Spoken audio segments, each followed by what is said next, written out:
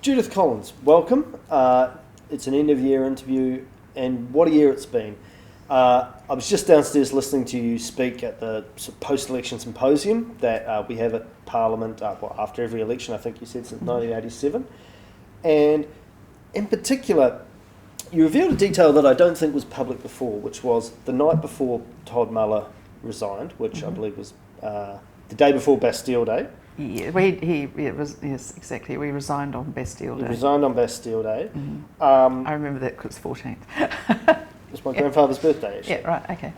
And you said that some people within the caucus had approached you about being leader, and your initial reaction was no. No. Why would I do this? Yeah. Talk us through that. Why was that? Well, it's very interesting. It was obviously going to be a really difficult time, and I just thought, oh, you've got to be kidding me. No. We're a matter of weeks out from the election. We'd just been through, we'd had two leaders in a matter of months. It was clearly going to be a really challenging campaign environment, and I just thought, no. And I said no, and why, and things, and the answer, I was given answers as to why I should. So, and I spoke to my husband, and he said, no. And then I said, so I always do when I'm told I shouldn't do something, I said, I'll sleep on it. And so I slept on it, and I woke up and thought, you just got to go off and do it. You know, I found it very hard to sleep that night. But when I woke up, I thought, just do it. If it's there, people want you to do it, and do the very, very best. And I thought there was actually a chance we could actually pull this off. But it would have to be everything going our way. But I know this is that it's not going to be easy, and it's going to be really hard. I didn't really understand. I didn't really have an inkling of just how hard it was going to be, but I knew it would be hard. So what changed your mind? Was it a sense of obligation, or was it a sense of opportunity? Not very few people get the chance to lead a political party. I can give it a red hot go. What was it? It was actually the former. It was, in fact, a sense of obligation. I thought, I've told my caucus on a couple of occasions, as I'm sure is widely documented, that they should, choose me to be the leader, and they haven't. But that's not the point. The point is that I'd been in Parliament for 18 years. I'd had an incredible career to date.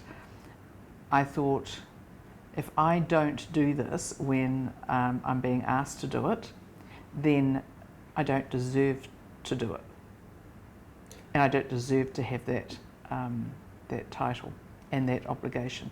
Leader of the Opposition is not a prize, it is a responsibility. And I felt very firmly that, having said that I had obviously leadership skills, that when it's being offered to me like it was, or the support was being offered to me like it was, that the last thing I should do is then to run away from that.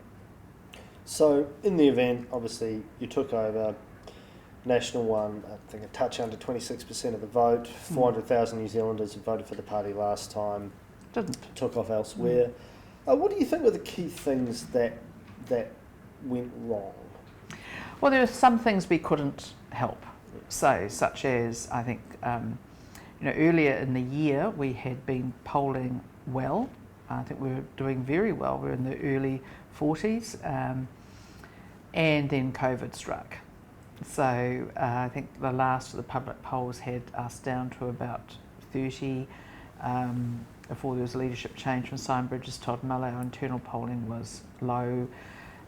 We found that the COVID-19 response just completely took out from the public's mind the massive failures of Kiwi Build, the massive failures around reducing child poverty, light rail, all these things that we had been holding the government to account for. And I think what people saw overseas happening with COVID-19 compared to what was happening in New Zealand, I think worked very well for the Prime Minister. They had the Prime Minister standing up every day talking about COVID. She said on many occasions it was a COVID election. She set the parameters on it, and I just think that those things we couldn't help. We couldn't help the second lockdown, which was really hard for us. What we could help were distractions. So having 3 leaders in 4 months is never a good thing to do in an election year. A sense, because that second lockdown we couldn't bring the caucus together as well, so we could only have phone calls. It wasn't the same sense of camaraderie that you get when you're personally working together, physically working together.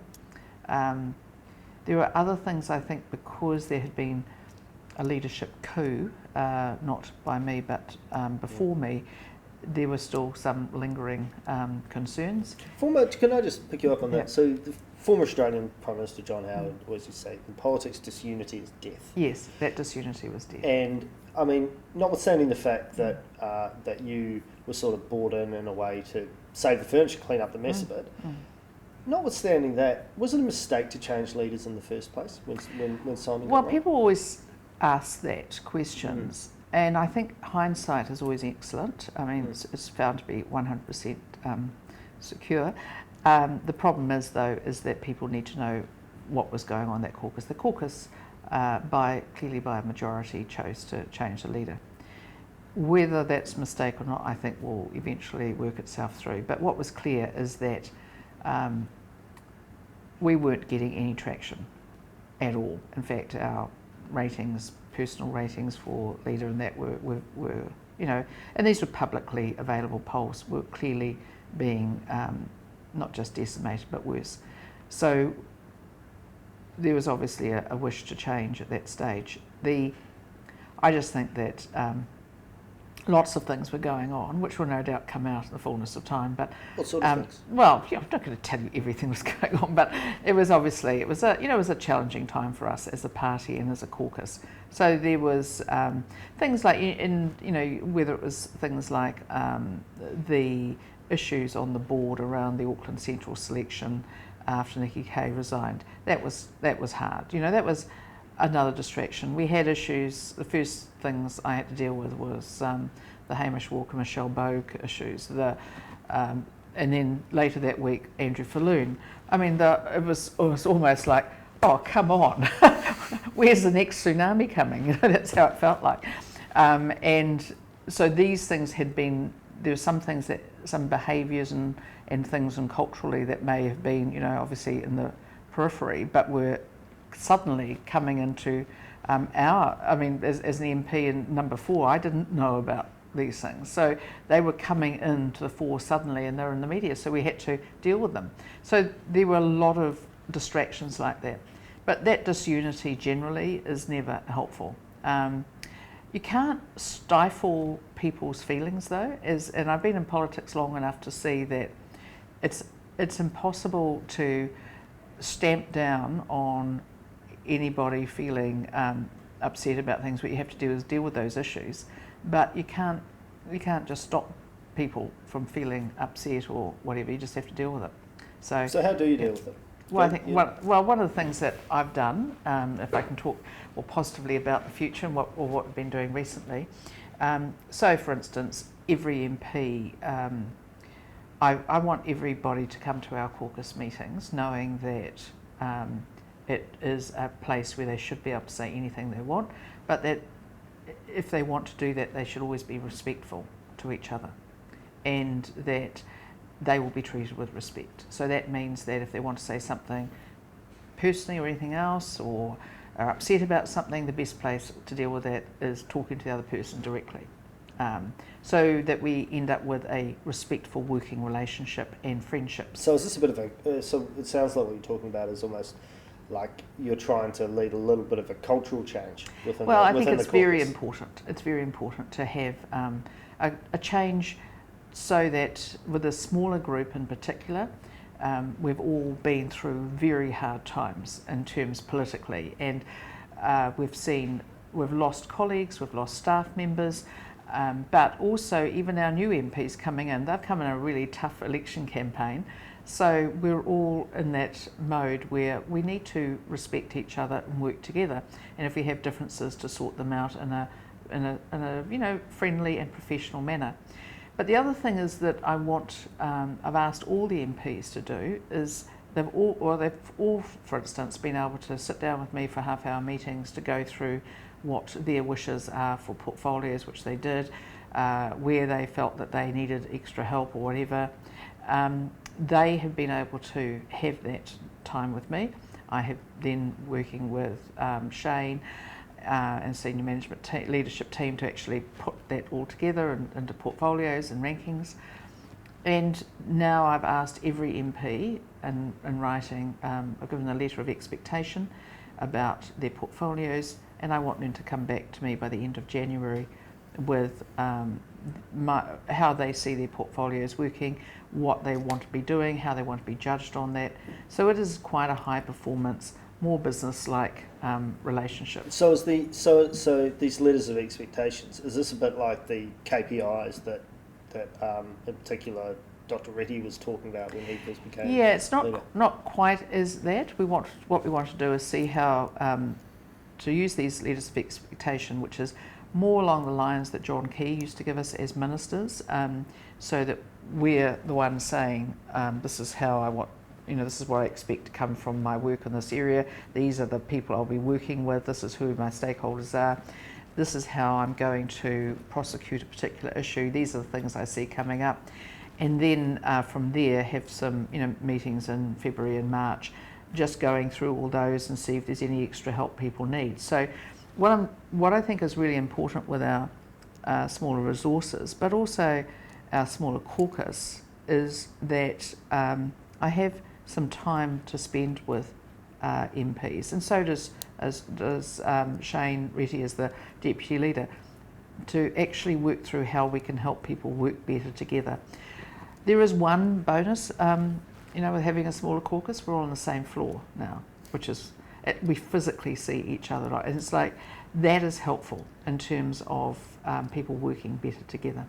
So looking forward, you come back in the new year. You've got the new smaller rejig team, the cultural stuff that you're trying to do. Yep. What are the what are the big ticket issues that you're going to start prosecuting the government on? And how are you going to, I guess, pick up the political pieces from the election where National's narrative seemed rather confused and you definitely lost ground on economics, which is National's economic management key turf. What are the big things that you're planning to prosecute? Well, we've obviously, for a start, we've got, as part of that cultural change, is we have a 2-day caucus, which we'd normally have anyway, start of the year. But part of that is actually getting input from our team about where they think the issues are going to be for this year, the big issues. But clearly the economy is going to be a huge issue. Non-delivery on the few promises that the government made. I mean, housing, you've already seen us working on that. You'll see issues around tax. All these issues are, we think, big issues for us to continue work.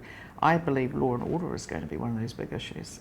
Because, why do you say that? Well, because of the issues around particularly gang increase.